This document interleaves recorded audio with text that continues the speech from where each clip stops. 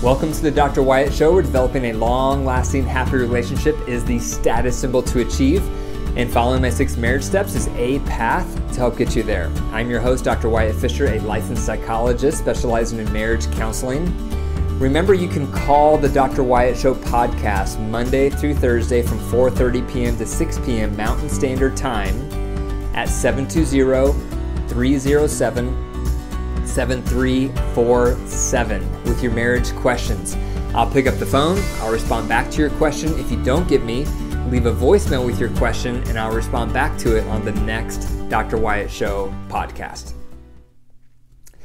Today I'm going to talk about 4 ways to stop hating your husband. No one gets married to eventually hate their partner, but it happens a lot for a variety of factors. And one of the factors that can cause this for females is a lack of emotional connection. Most women, not all, but most women desire emotional intimacy. They want to feel known, they want to feel close, they want to feel supported. And during the dating and courting phase of the relationship, their boyfriend or their partner is doing an amazing job of meeting that need. There's probably lots of time together, lots of conversation, lots of sensitivity.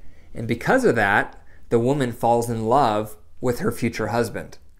But then through the years, when they're together for a while, they stop having those quality conversations. They stop having that emotional intimacy. And before long, that woman, the wife, starts to feel not known, starts to feel unsupported, starts to feel criticized instead. And then she puts up walls and starts detaching, and that leads to resentment, and eventually it can even lead to hate. So what do you do? So if you're a woman listening to this and you feel some hate in your heart toward your husband, what should you do? So I'm going to go through 4 steps of what you could do, and your husband's going to have to listen to this because a lot of it is things that he needs to do. So the first thing to consider to reverse these feelings of hatred toward your husband is to develop a head-heart check.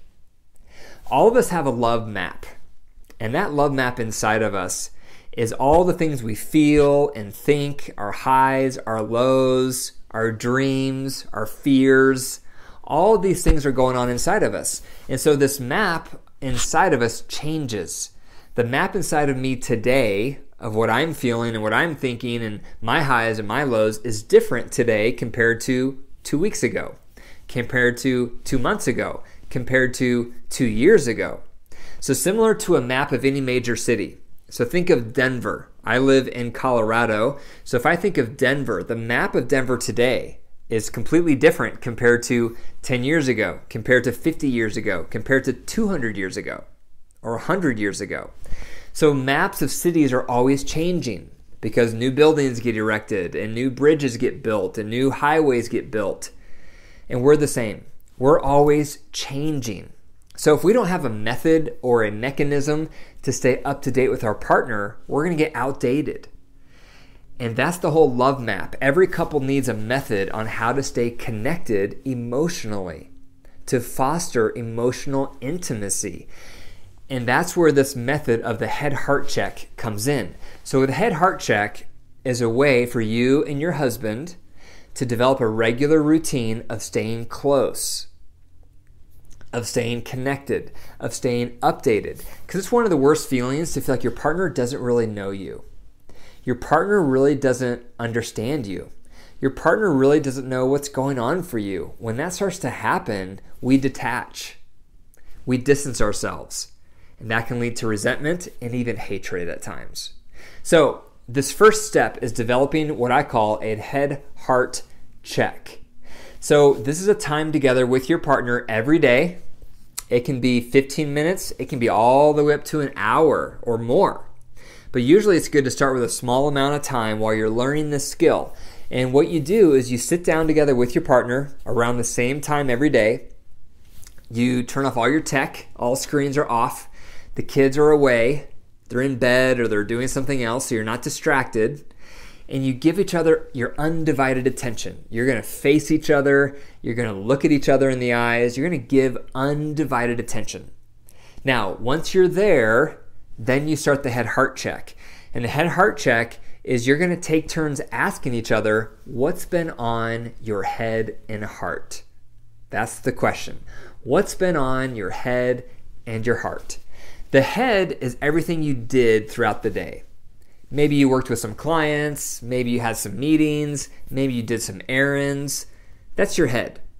And some couples already share that stuff because they have to coordinate their schedules. But you start with the head, all the things you did throughout the day. The heart is everything you felt throughout the day and why. So maybe you felt some anxiety. Maybe you felt some happiness. Maybe you felt some anger. The top 4 emotional categories to consider is mad, sad, glad, and fear. Mad, sad, glad, and fear. Those are the big 4. So most likely anything you felt falls underneath those 4. So if you feel anxious, that would fall underneath fear. So you just take a moment and you think about, what did I feel today? What was going on for me? Was I mad? Was I sad? Was I glad? Did I have fear? And why did I have those things? Some of us know those emotional feelings really easily and we're really in touch with ourselves. Others of us have no idea. We don't know what we felt. We definitely don't know why. And so if that's you, you might need to take some time to reflect on what were you feeling for the day and why were you possibly feeling those things before you have your head-heart check. Otherwise, you won't have anything to share. And this is not a science. This is more of an art. When we're trying to think about what we felt and why we felt those things, there's really no right or wrong answer. And we may know just a slice of what we felt and why. So don't expect to be an expert or have it all figured out, because it is. It's more of an art than a science. But this is how you cultivate emotional intimacy. You spend some time reflecting on what did I feel today and why. Then you have this habit where you get together and you share. You ask your partner, what was on your head and heart today? And then they share, and then they ask you, what was on your head and heart today? And then you share. And this is where you're updating the love map. You're getting to know your partner over and over every day. Because every day, they're changing, and so are you. So the second step to doing this process is no criticism is allowed during your head-heart check. This is not the time to bring up a complaint to your partner. Like, I was feeling mad today because I was thinking about how selfish you are. No, this is not the time to bring up any criticisms, any critiques toward your partner. If you do, it's going to poison the water. This needs to be an emotionally safe space where we're not going to criticize each other. We're not going to bring up complaints toward each other. We're just going to talk about our lives, my life outside of you, my work, my friends, my hobbies, and your life outside of me, your work, your friends, your hobbies. This is time for us to catch up, to get to know each other again. So no criticism or complaints are allowed. If you have a criticism or a complaint that you have been struggling with your partner, you need to set up a time to use the Reunite tool. The Reunite tool, you can find an article on it on my website. You can even Google it, search conflict resolution skills, Reunite tool, and you'll find it. That's what you need to use for all complaints and criticisms. But you're not allowed to do that during the head-heart check. You need to keep it emotionally safe. The third thing you're not allowed to do during this time is you can't give your partner any advice. Your partner doesn't want advice unless they ask you for it. You can't tell them what to do. You can't make suggestions. And I am very guilty of this. So my partner, my wife and I, when we have our head-heart checks, we try to do them almost every day. I try to practice what I preach as much as I possibly can. And we do this. We do this routine. We share this head-heart check. We do this every day. We've been doing it for almost 25 years. Ever since we dated, we got in this habit of sharing our hearts and really talking every day. It's one of our strengths. We have weaknesses, but this is one of our strengths. We're good at prioritizing, updating each other on our lives. So I'm guilty during this time of listening to my wife share about her heart And then I have to bite my tongue because all I want to do is make suggestions and suggest ideas and provide some ideas and some solutions to what she's talking about, especially when she's venting and talking about things that are hard for her. It's so easy for me to go into fix-it mode, but that's not what she wants. And if I do that, it poisons the water. It's no longer emotionally safe because now she feels fixed. She feels like I'm trying to problem solve her. That's not what she wants. So you are not allowed to give advice to your partner unless they say, what do you think? What are your ideas? What would you do if you were in my shoes? Then you have a green light and you can provide that advice. But otherwise, you are not allowed to give any advice to your partner during the head-heart checks. The fourth thing to consider during this time together to cultivate emotional closeness is you need to provide empathy. Because if you're not allowed to critique your partner, you're not allowed to give them any advice, what can you do? The only thing you can do is be supportive. And one of the top ways to be supportive is you provide empathy. When your partner is venting about what's hard for them, what they're stressed about in life, empathize. And one of the best ways to empathize is comments like this: I can see how you would feel X because of Y. Or, it makes sense that you'd feel this because of that. Or, that sounds really fill in the blank. Or, no wonder you feel fill in the blank.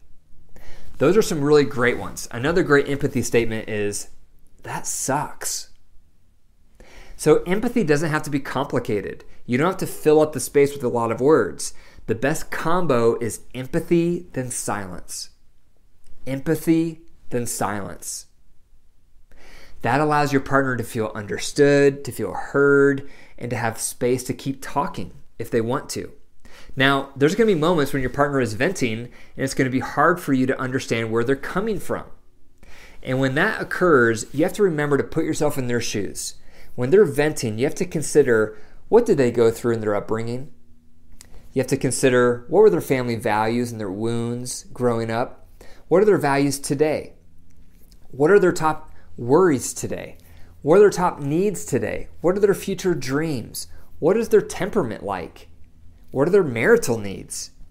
When you consider all those pieces about your partner, you're going to have an easier time seeing the situation from their vantage point. It's going to start clicking why they feel certain things. And then you can provide those empathy statements because you're actually seeing the situation from their vantage point. So therefore, it will start to make sense why they feel certain things. You will be able to see how they're feeling certain things. So never feel like you have to fake empathy, but instead it's putting yourself in their shoes, seeing it from their lens, and then empathy can be organic and sincere. So if you are struggling and you are a wife and you feel like your needs are not being met because there's not emotional intimacy in your marriage, most likely it's because there's not enough head-heart check. There's not enough time to cultivate quality connection. So I encourage you to consider these four things. Again, number one, develop a head-heart check. Number two, no criticism is allowed. Number three, no advice is allowed. And number four, practice empathy. I hope that you share this with your husband and that he listens to this and implements these steps. And I hope that it heals some of your need for the emotional intimacy so you can move from hating and resenting to falling back in love because you feel close. Thank you for listening to the Dr. Wyatt Show podcast. If you enjoyed the episode, be sure to click the 5 stars and leave a review. Also, if this podcast has made a positive impact on your relationship, I would love to have you on the show so others can hear your story. Please email me at info@drwyattfisher.com. And there's more resources on my website. So if you're interested in building your relationship, go to my website, drwyattfisher.com. And remember, your marriage is alive. So if you care for it and nurture it, it will heal and grow. But if you deprive it and neglect it, it will wilt and die. The choice is up to you. Take care.